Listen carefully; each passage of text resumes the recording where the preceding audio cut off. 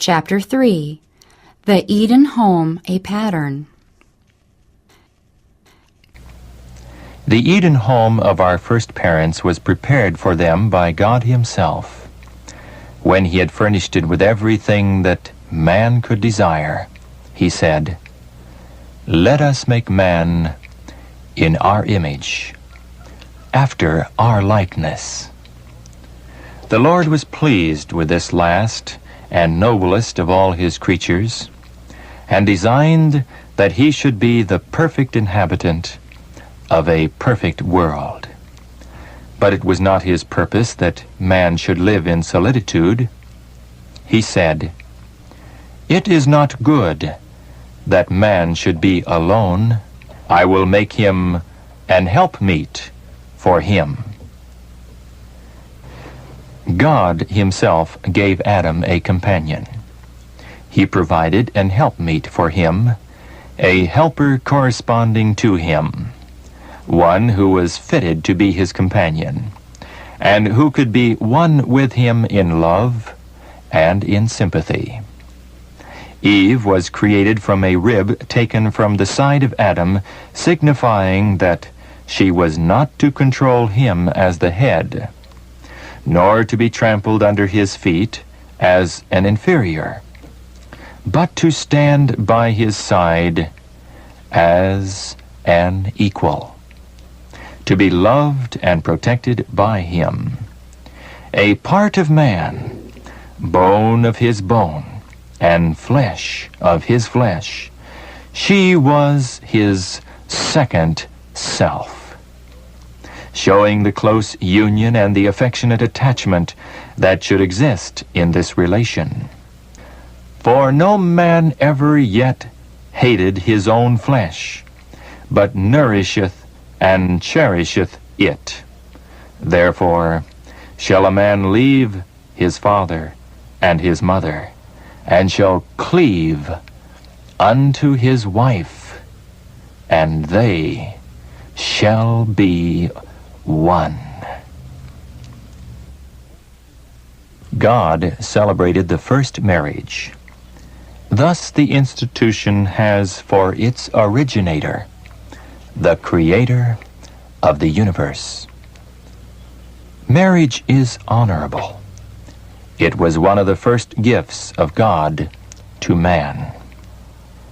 And it is one of the two institutions that, after the fall, Adam brought with him beyond the gates of paradise.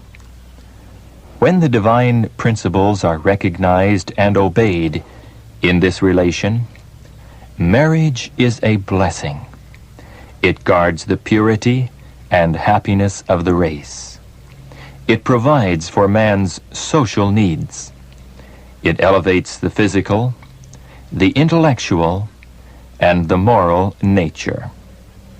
He who gave Eve to Adam as a helpmeet performed his first miracle at a marriage festival. In the festal hall where friends and kindred rejoiced together, Christ began his public ministry. Thus he sanctioned marriage, recognizing it as an institution that he himself had established. Christ honored the marriage relation by making it also a symbol of the union between him and his redeemed ones.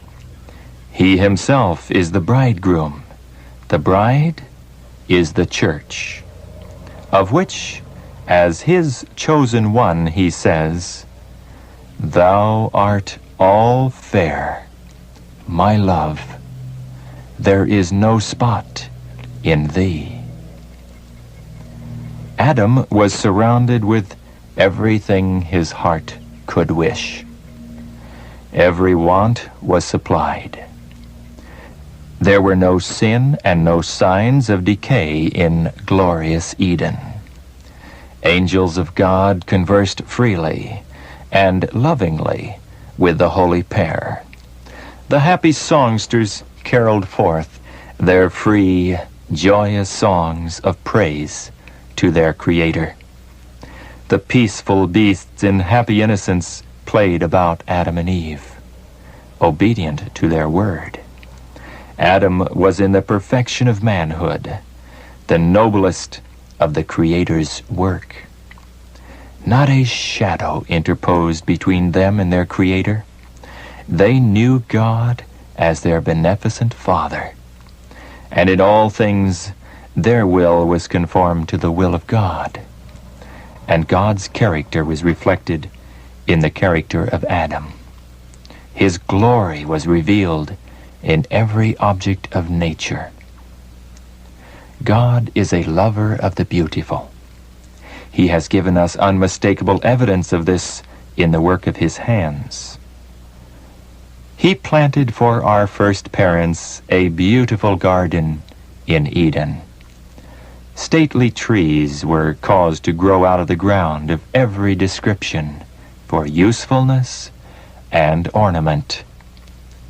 The beautiful flowers were formed of rare loveliness, of every tint and hue, perfuming the air.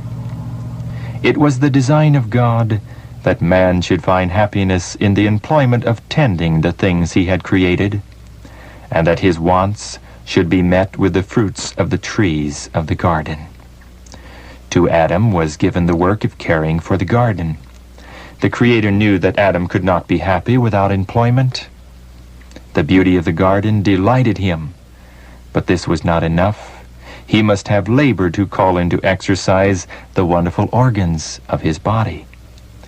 Had happiness consisted in doing nothing, man in his state of holy innocence would have been left unemployed. But He who created man knew what would be for his happiness, and no sooner had He created him than He gave him his appointed work. The promise of future glory and the decree that man must toil for his daily bread came from the same throne. Fathers and mothers who make God first in their households, who teach their children that the fear of the Lord is the beginning of wisdom, glorify God before angels and before men by presenting to the world a well-ordered, well-disciplined family, a family that love and obey God instead of rebelling against Him. Christ is not a stranger in their homes. His name is a household name, revered and glorified. Angels delight in a home where God reigns supreme and the children are taught to reverence religion, the Bible, and their Creator. Such families can claim the promise, "Them that honor me, I will honor." As from such a home the father goes forth to his daily duties, it is with a spirit softened and subdued by converse with God. The presence of Christ alone can make men and women happy. All the common waters of life Christ can turn into the wine of heaven.